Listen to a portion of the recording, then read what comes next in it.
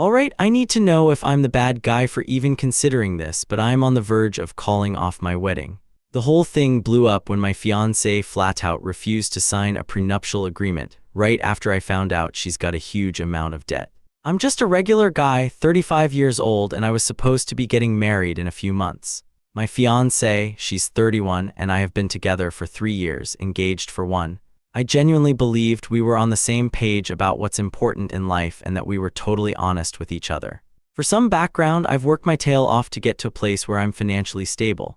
I'm not rolling in dough, but I own my house outright, have 0 personal debt, and I've been saving and investing since I was in my early 20s.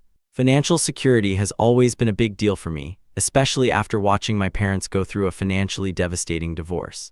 So about a month ago, while we were hashing out wedding expenses, I brought up the idea of a prenuptial agreement.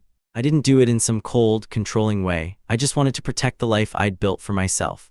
I told her straight up that I wanted to make sure everything was spelled out fairly, and that the agreement wouldn't leave her high and dry if things ever went south.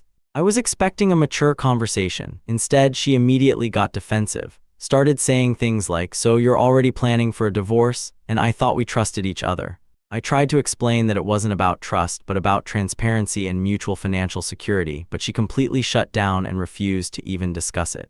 That's when I started noticing other red flags. She began dodging any conversations about money, and I started picking up on some weird things.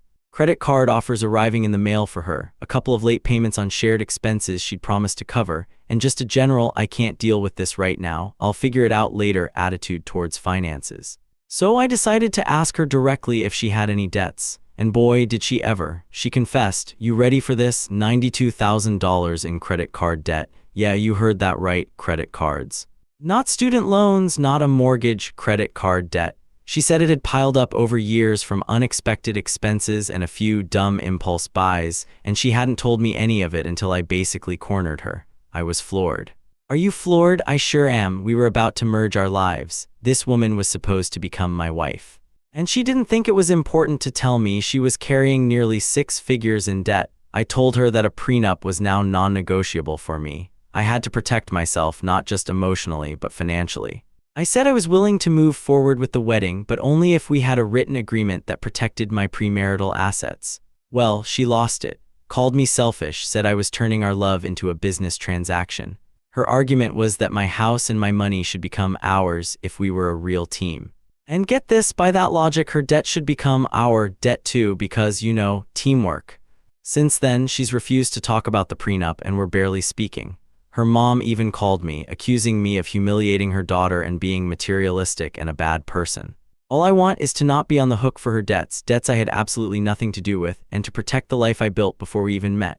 So now I'm seriously contemplating calling the whole wedding off.